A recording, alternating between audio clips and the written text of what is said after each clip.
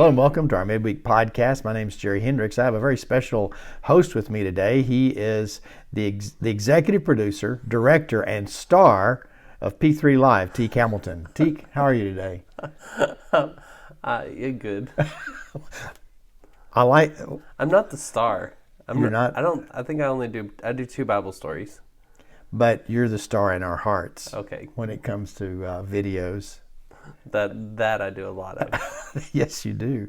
And you do well at that. It's a learning curve, that's for sure, but getting it slowly but surely. We talked this week, or I don't know if it was talking to you. I guess I was. You've done at least one video ever since the pandemic thing has started with us, right? Oh, at least one a week, yeah. And then getting ready for our curriculum in the fall is every day is going to have a video, so I'm trying to get those done early.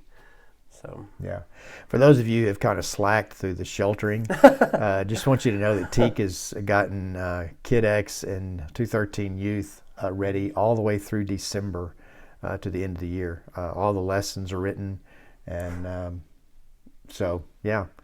I don't know what he's going to do in the spring. I don't know if he's going to shelter for a month at the end of the summer to make that happen. But geez, it's quite a pace. So. There's a little bit of shame there. I mean, besides passing along a compliment here to Teak, it's a little bit of shame for the rest of us who've just kind of squandered away time at home. But anyways, good job, Teak. Thanks. Hey, man, speaking of P3 Live, it's coming up the end of June. We'll start with the message on that theme, which is Live Abundant on June 28th, the last Sunday of June. And then just like our normal P3s at 5:30 p.m. on Monday, it'll kick off. We'll go live. Yeah, we're going live on what platforms we use? Facebook and YouTube. Facebook and YouTube, the 2 most often used by us right now. And so you can find us there. And P3 has been a part of our church this will be our 12th year to do P3. And it started in Parks, but kind of tell us some of the background. You've been here for every one. Yeah, I've been here for every one.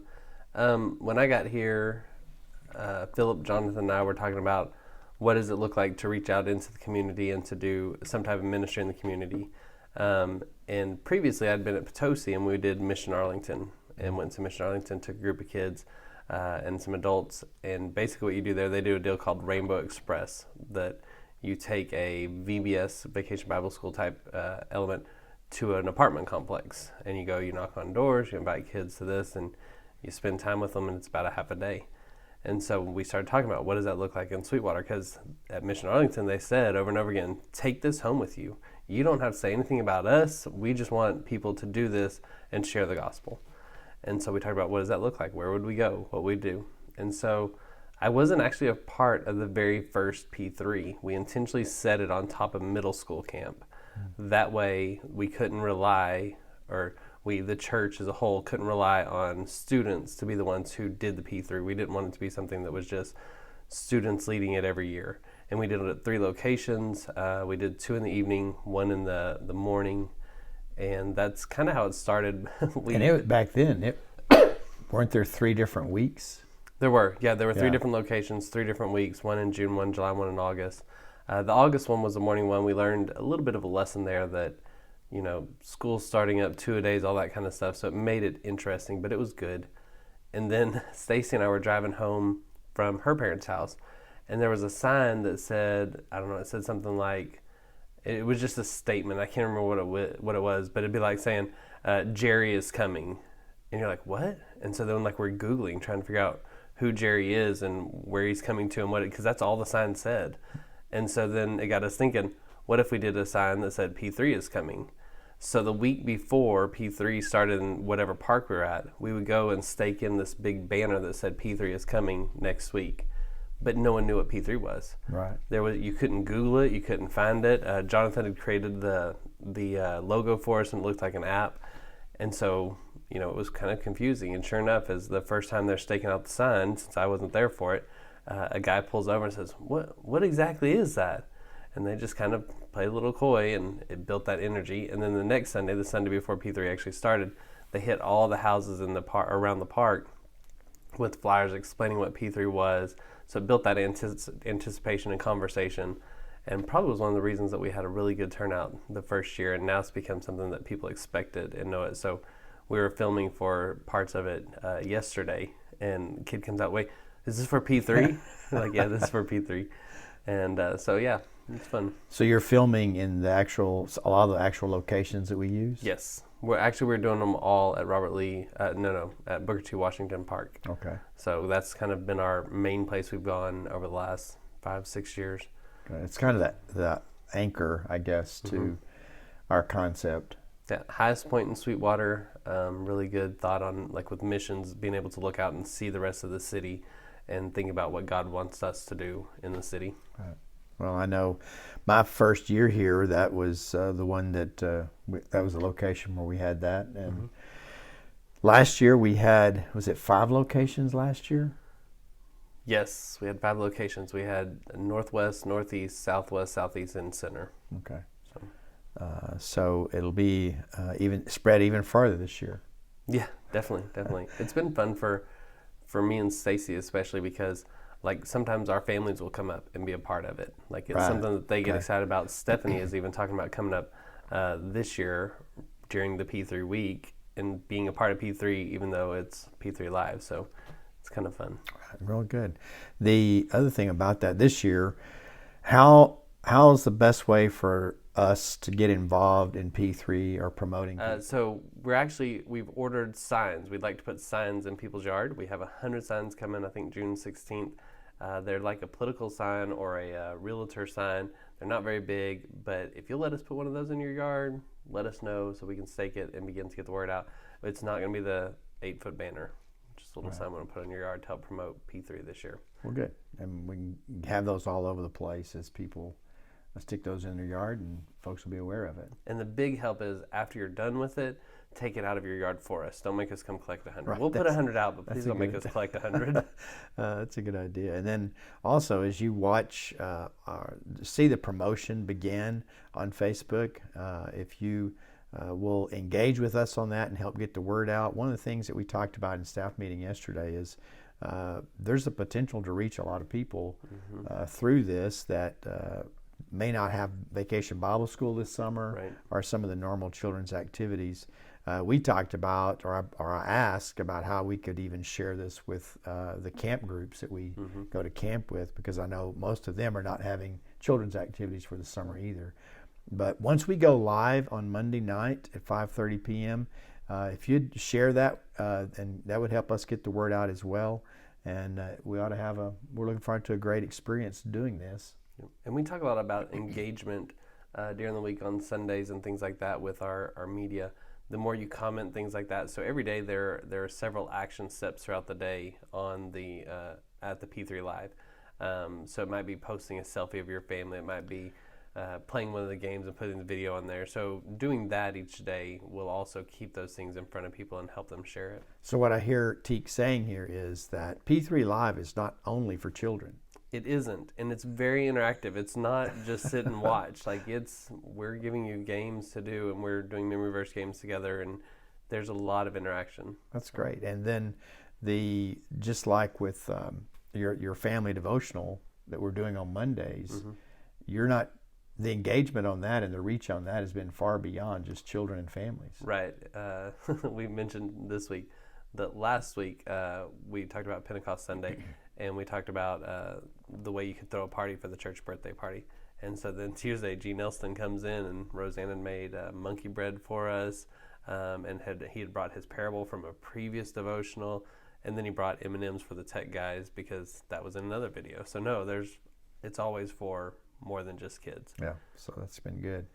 Well, as we think about P3, one of the ways that we describe it is that it's really the primary mission for our church. And when we think about what our church does for missions, we want to automatically think about P3. And those people who have joined, I joined the church 5.5 years ago. For those people that have joined after I got here, one of the things that we want to do is to help them to know the importance of being involved in this in one form or another. There's all kinds of ways that we provide for folks to be involved on a normal year anyways.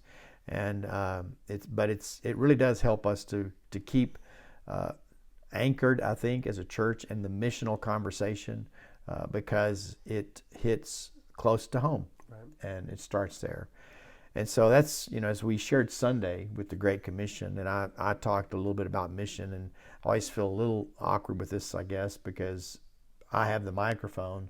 I get to share my view and don't provide opportunities for others to share their views. But when it comes to missions, I've always been far more driven towards things that are done locally, because one, you build relationships. Right. And it's something that you can do more consistently. And so I think for me, for a church, a healthy perspective is that becomes the foundation of a missional view for a church. And then you can stack different things on there, trips or other emphasis throughout the year that reinforce that missional DNA that you would hope that a church would have. Right. It's definitely biblical. I mean, you begin with Jerusalem, Judea, and then Samaria, then to the ends of the earth. There you go. And a lot of times I feel like we jump from like church to around the world, and we forget about the in-between stuff. Well, it's a lot.